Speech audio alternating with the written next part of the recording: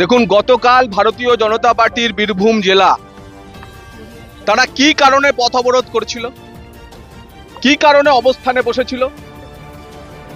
তিলপাড়া জলাধার, সেই তিলপাড়া জলাধারের ডিভাইড ওয়ালের প্রায় 30 মিটার এই এলাকাতে বিরাট ফাটল দেখা দিয়েছে। তার কারণ ডিভাইড ওয়ালের নিচের যে ভিত বা ফাউন্ডেশন, সেই ফাউন্ডেশনের সিট ওয়ালের উপর যে বালি বা বোল্ডারের যে ভিত ছিল, অবৈধ বালি খননের জন্য ডাউন স্ট্রিমে 200, 300, 400 মিটারের মধ্যে অবৈধ বালি খননের জন্য রিভার ফ্লো রেট্রোগেশন হচ্ছে।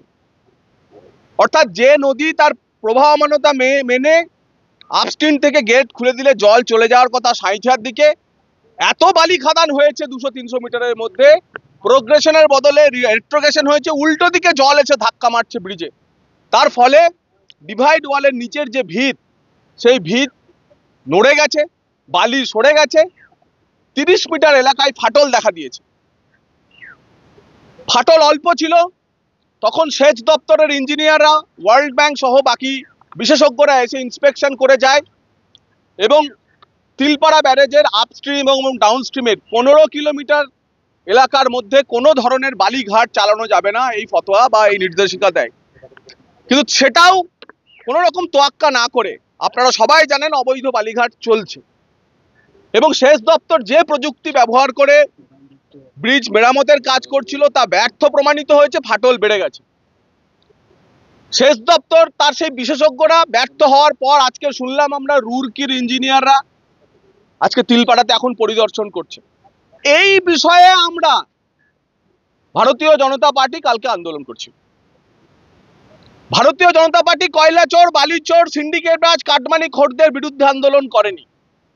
ভারতীয় জনতা পার্টি সিউড়ি শহর তথা বীরভূমের আইকন, 1951 সালে তৈরি থেকে শুরু হওয়া তিলপাড়া ব্যারেজ 1985 সাল অব্দি 34 বছর ধরে যার ক্যানেল সিস্টেমটা তৈরি হয়েছে, 2.5 লক্ষ হেক্টর জমিতে যার সেচের ব্যবস্থা হয় বীরভূম, মুর্শিদাবাদ এবং বর্ধমানে, এখনো পর্যন্ত যা খবর তাতে এই জল, বর্ষার জল ধরে রাখা যাবে না জলাধারে। সামনের খারিফ এবং বোরো মরশুমে চাষিরা সেচের জল পাবে না, তার জন্য আমরা আন্দোলন করছিলাম। এটাতেও তো সবচেয়ে বড় সরকারের মুখে চুনকালি পড়েছে। সেই আন্দোলনে তৃণমূল কংগ্রেসের হারমাদরা হামলা চালায়, পুলিশ ছিল সঙ্গতকারী, আমাদের 26 জন কার্যকর্তাকে, জেলা সভাপতি শ্রী ধ্রুব সাহা ছাড়া 26 জন কার্যকর্তাকে অ্যারেস্ট করে। দেখুন, অত্যন্ত জঘন্য ব্যাপার। গণতান্ত্রিক পরিবেশ পশ্চিমবাংলায় পুরো ভেঙে পড়েছে। বীরভূমে গণতন্ত্র বলে কিছুই নাই। পুলিশ এখানে তৃণমূলের দলদাস হয়ে গেছে। আর 24 ঘন্টা কোনো কেস, কি কেস দিয়েছে, কি ব্যাপার কিছু বুঝতে পারলাম না, আটকে রাখলো থানাতে। থানাতে কোনো পরিষেবা নাই, কোনো খাবার দেওয়া হয়নি, কোনো মশা মারা, কোনো মশা আজকে যদি আমার কালকে ডেঙ্গু হয়ে যায় অবাক হওয়ার কিছু নাই। এখানে বাথরুম একটা রাজনৈতিক কর্মী, আমরা কেউ আসামি নয়, রাজনৈতিক কর্মী আমরা আছি। বাথরুম জঘন্য গন্ধ, এক কাপ চাও দেয়নি এই থানার পুলিশ, শুধু তৃণমূলকে সন্তুষ্ট করার জন্য আমাদের সঙ্গে যে দুর্ব্যবহার করেছে। এবং ডিভাইড অ্যান্ড রুল পলিসি, একই সঙ্গে ছিলাম আমরা, একই কর্মসূচিতে ছিলাম আমরা, কিন্তু কিছু লোককে জেলে পাঠালো, কিছু লোককে বেলে দিল।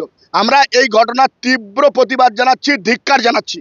কেন আমাদের একজন কর্মীকে পুলিশ রিমান্ডে নিল, কেন বাকিদেরকে জেল কাস্টডিতে দিল, এর জন্য আমরা এসপি সাহেবের কাছে যাব।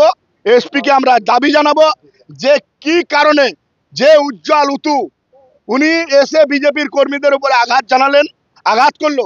আমরা রাজনৈতিক কর্মসূচি করছি, একটা গণতান্ত্রিক অধিকার, মত প্রকাশ, আমাদের আন্দোলন করার। 30 কোটি টাকা খেয়ে নিয়েছে এই বীরভূম প্রশাসন, বালিগুলোকে নাড়াচাড়া করলো, 30 কোটি টাকা খেয়ে নিল। তার প্রতিবাদ জানাচ্ছিলাম। তো কেন তৃণমূলের হারমাদ মাস্তান মাফিয়ারা এসে আইন নিজের হাতে তুললো, তার জন্য তাদের গ্রেপ্তার এখনো কেন করা হলো না? আমরা এসপি অফিসে যাচ্ছি।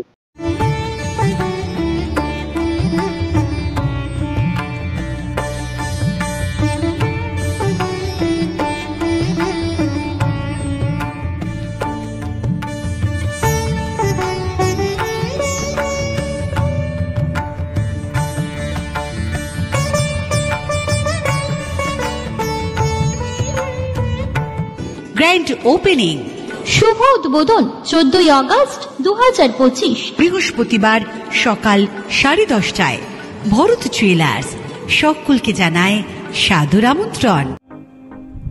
সই ক্যাফেটেরিয়া শান্তিনিকেতনের স্বাদ ও সৌন্দর্যের ঠিকানা। শান্তিনিকেতনের একদম কাছে গোয়ালপাড়া নদীর ধারে সবুজে ঘেরা এক মনোরম পরিবেশে গড়ে উঠেছে সই ক্যাফেটেরিয়া। প্রকৃতির কোলে নির্মিত এই ক্যাফেটেরিয়াতে সকাল থেকে রাত যে কোনো সময় আপনি উপভোগ করতে পারেন সুস্বাদু খাবারের সম্ভার।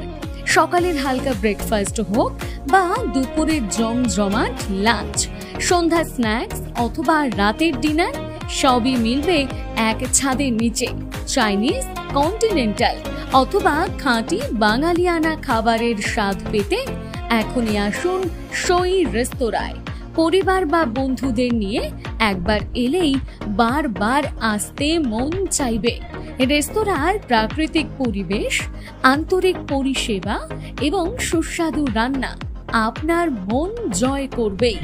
আজই পরিকল্পনা করুন শান্তিনিকেতনে এক স্বাদ ভ্রমণের, আর আপনার পরবর্তী গন্তব্য হোক সই ক্যাফেটেরিয়া।